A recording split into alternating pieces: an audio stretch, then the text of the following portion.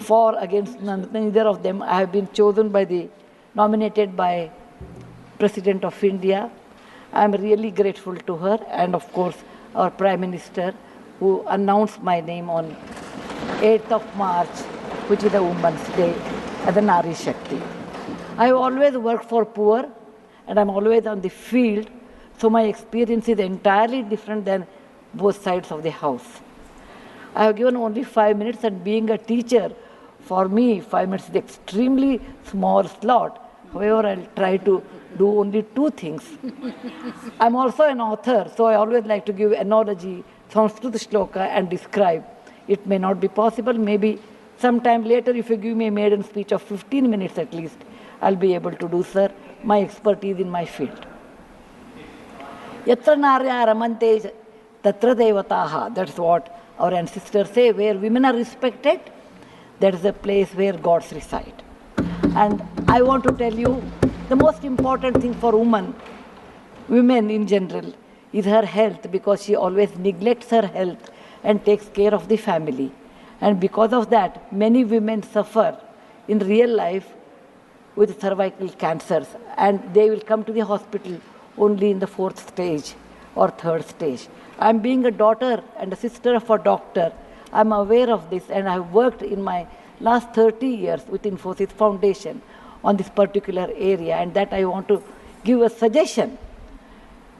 There is a vaccination which is given to girls between the age of 9 to 14, known as the cervical vaccination, which can, if the girls take that, it can be avoided. May I request that to the House, that we should incorporate that vaccination for the benefit of our girls, because prevention is better than cure. My father, being a doctor, always used to tell me, when a woman dies, when a mother dies, in the hospital it's a count +1.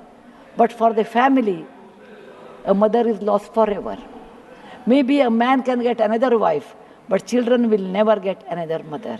Mother plays an important role, and cervical cancers are more in the later part of life. So I request that our government should look into this matter, and they have handled a very big vaccination drive during COVID, so this may not be very difficult if you can vaccinate our girls in the teenage 9 to 14. This is my first point. Who has developed the vaccine?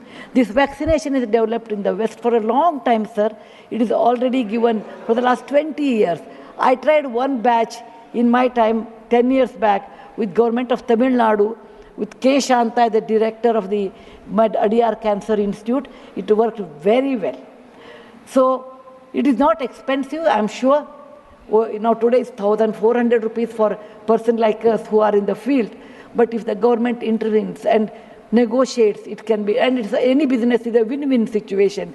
He also should make certain money, but you can bring it to 700-800 rupees. And we have such a large population, sir, it will be benefiting for our girls in future. Ashwini ji, please convey it to the Health Minister, Nadda ji. Yes, sir.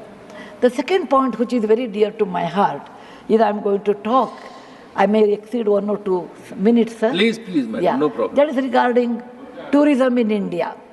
Sir, we always think only Ajanta, Ellora, Brihadishwara and Taj Mahal are few things which everybody should see.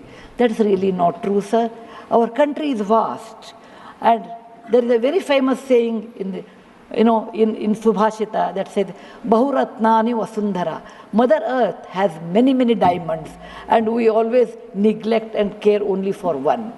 Similarly, in India, we have 42 World Heritage Sites, but we have 57 pending. And we should bother about those 57. And some of them I want to tell because there is no time.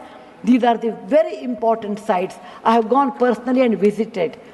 Being a granddaughter of a school teacher and a history teacher, for the last 60 years, sir, I have done a lot of research in our own culture, our own temples, monuments in India. And whatever I have done, in a nutshell, I want to give.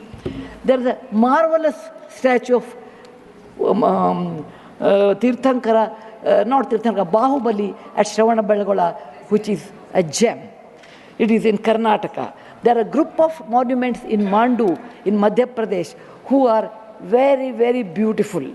There are caves or the prototyping of any temple you take in India. Its prototyping is done in Badami, Aihole, Pattadkallu in Karnataka, northern part of Karnataka, where I belong. I'm very proud about it. See Lingaraja temple, see any temple in India, Konark temple, everything prototyping is done in 575 AD in Karnataka. These three places which are not in World Heritage Center. You have, if you go to east, you have Tripura state, and they have fantastic sculptures known as Unakoti. Nobody knows who has done. They are 1,500 years old. Then you have Natural Roots Bridge in Mizoram and the eastern part of India, which is God's gift to us. We go to other countries and we see, but we never value because we have diamond in the hand. We search for the broken glass pieces. There is a complex of the temples in Srirangam, and people must have, some of them must have seen from South India. I'm sure northern and eastern part of India people might not have seen. They are marvelous. They are as good as Brihadeshwara temple of Tanjore, which is a World Heritage Site. There are beautiful Mughal gardens in Kashmir. We always go and see the film shooting, but we will never realize they are not in the World Heritage Sites. So the advantages of putting them on the World Heritage Site, number one, the package should be done very well so that people can come and see them.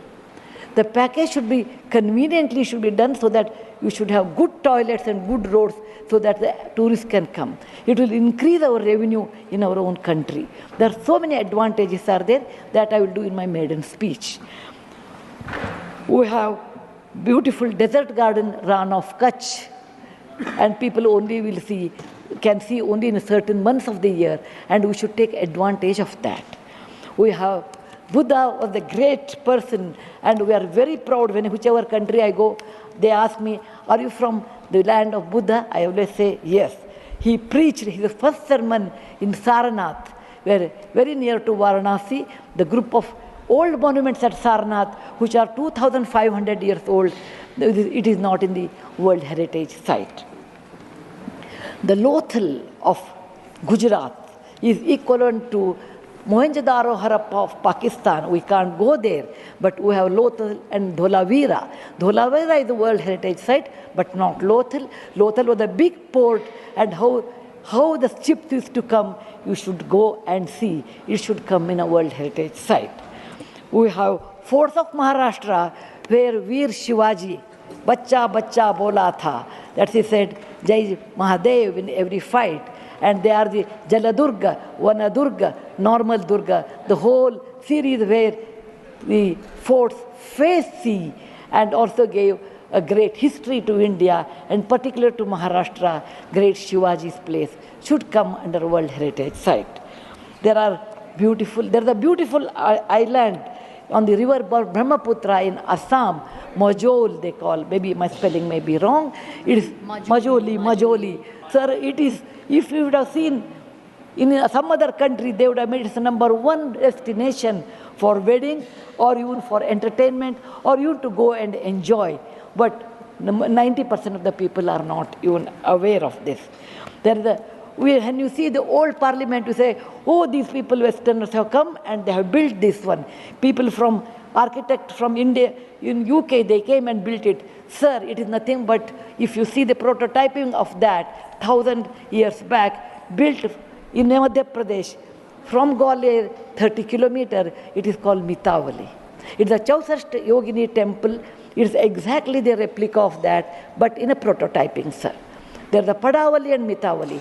There's one more set of temples which were saved because of, on the Chambal river, because of the dacoits, but they are world-class temples. The list is unending, but I want to conclude with a famous Gumbaz of Karnataka, that is Gol Gumbaz. It was ruled by the Adil Shahis in 1400 to 1685. And it's one of the marvelous things in India has produced, where you can have the echo of 7 times.